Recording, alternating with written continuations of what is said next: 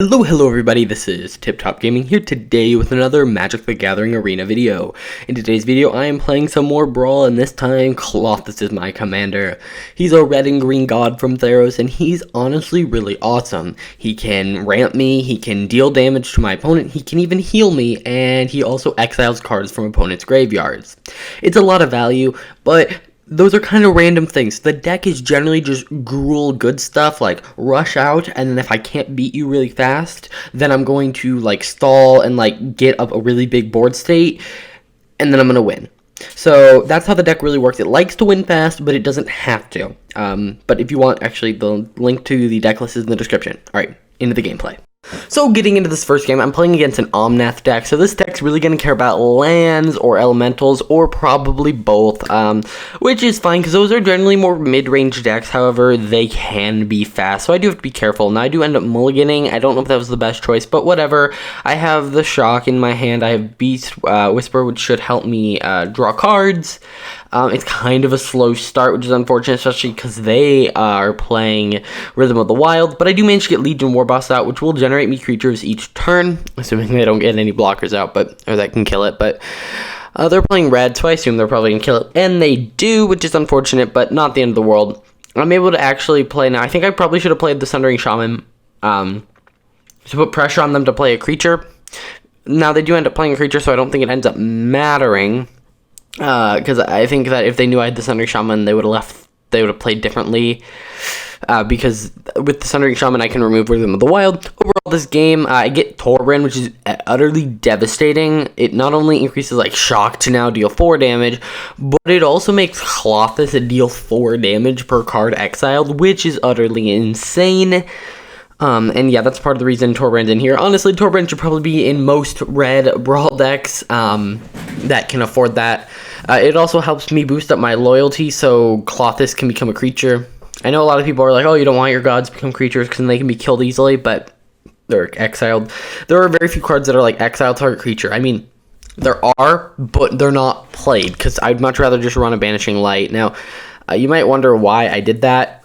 I probably should have gone for the Robber, but I'm not really worried about the Robber. The Flyer actually has something on me at this point. But at this point, we're pretty much stalling out into each other. I could have attacked with Torbrand, but he could have double blocked, and, you know, so on and so forth. He attacks with the 3/3, and I'm able to block with the 1/1. I could block with Torbrand and not die, but he's playing red and green, so I'm expecting a boost. But he plays Omnath, which is able to deal some damage over to my Planeswalker, and he's starting to put counters on himself, which is unfortunate. Now, I do get Sundering Shaman out, and I'm able to give it haste and +2/+1. So that means I shouldn't have to worry about it, dying unless he double blocks, which he totally could. But he doesn't, so I'm able to then kill his Rhythm of the Wild, which is really good, because with that much mana out on the field, he could play something devastating and then give it haste. Now, I know I give all my stuff haste too, but that's not my problem. And now I have a 4/5 Indestructible, which is really good for things against like life gain decks, because I can just keep blocking their Johnny's Pride mate. Now, they do steal my Klothys.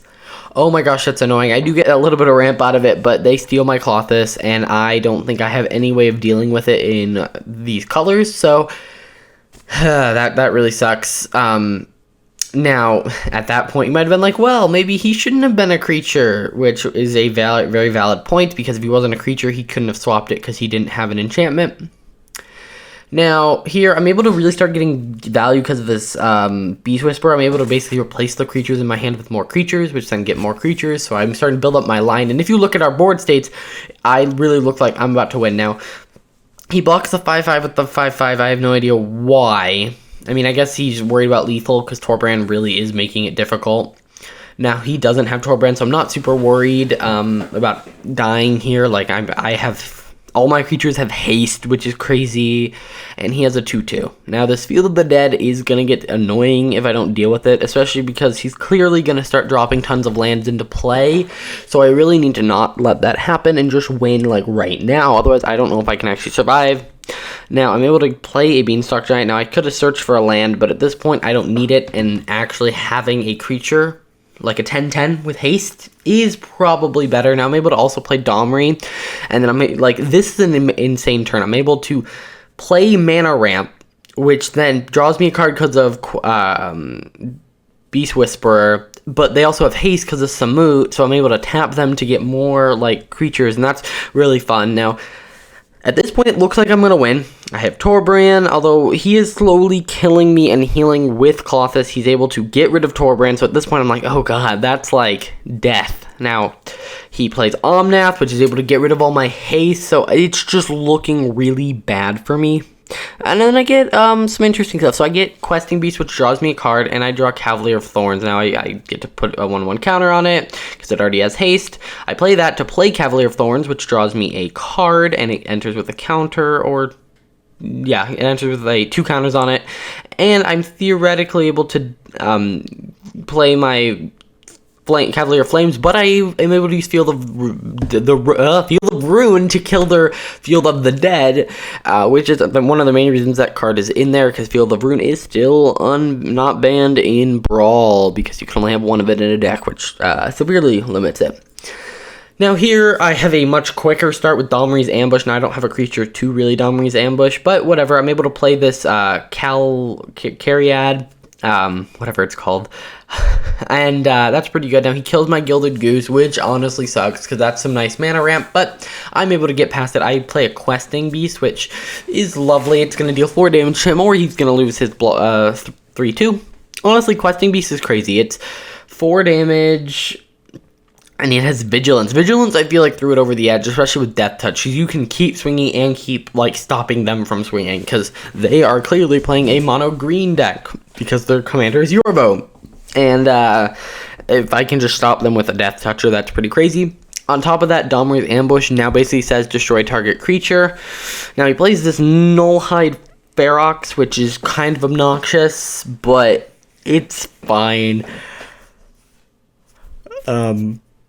Yeah, at this point, I'm really just wanting to get Klothys up to the required loyalty, because, again, that's really nice against really big green creatures that don't have trample, such as Yorvo.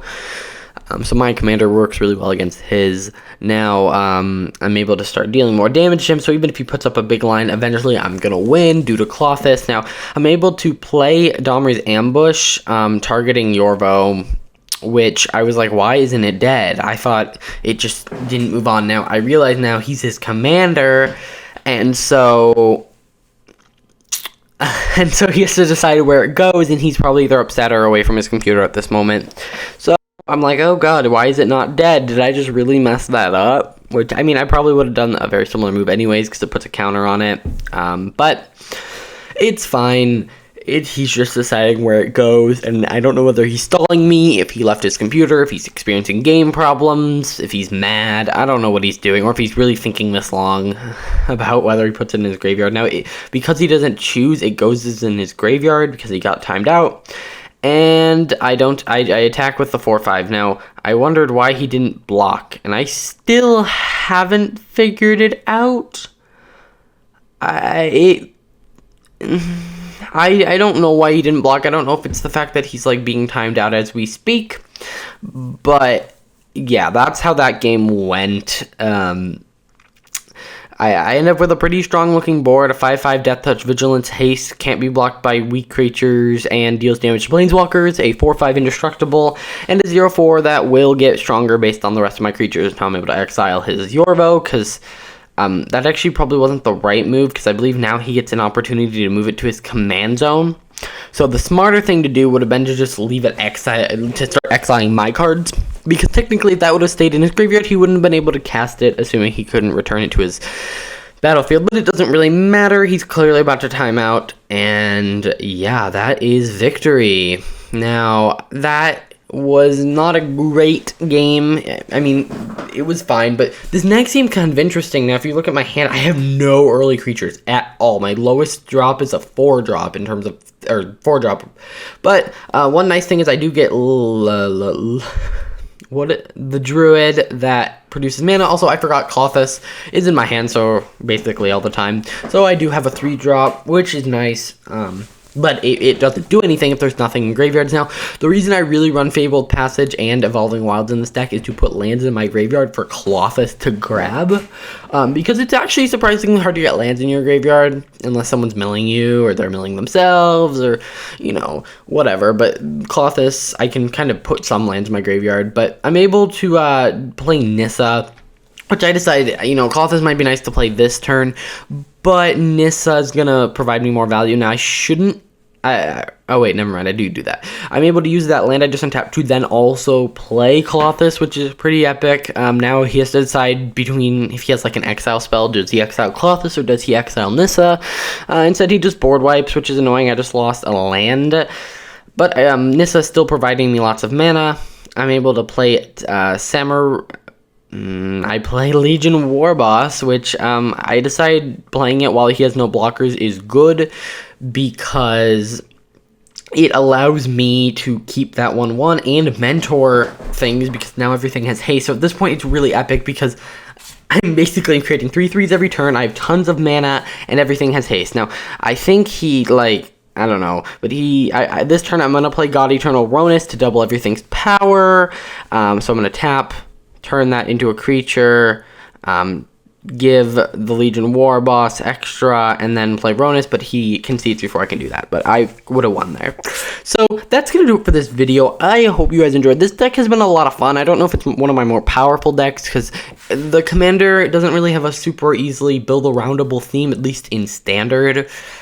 So it's kind of just Gruul. I think Domri might be a better commander, but Klothys would definitely fit within that deck. It's been really fun. There's a link in the description to both the deck list and a list of every deck I've done for the Theros deck season. So every deck I've put out since Theros Beyond Death has come out, whether it's Standard, Brawl, Historic Brawl, you know, any of those. So check that out. I'll see you guys in the next video.